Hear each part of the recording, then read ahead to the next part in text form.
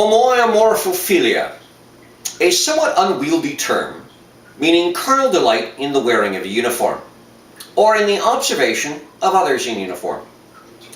This is a vulgarly termed uniform fetishism, which at least has the virtue of being easy to pronounce.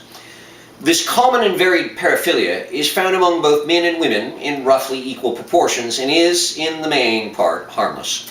No overt indecency need be involved, and in ordinary circumstances, one is inclined to be tolerant, such as in the case of women who find men in military uniform appealing.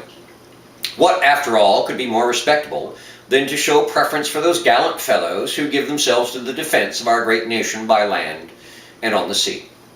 However, by no means all instances of uniform fetishism are so deserving of our indulgence.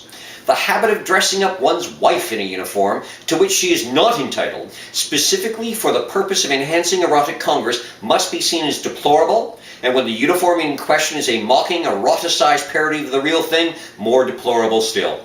As an example, I cite the case of a Mr. S.M. who was in the habit of making his wife go about the house dressed in an approximate replica of that pure white uniform worn by sisters at the nearby St. T's Hospital, only with no undergarments save stockings, and a skirt abbreviated beyond all decency, while she was obliged to wear the bodice unbuttoned, thus providing him with tantalizing glimpses of both bosom and posteriors, which he would enjoy for a period of some hours until, unable to restrain himself any longer, he would chase after her and perform the carnal act with her still in uniform. This last point is essential to the understanding of this paraphilia.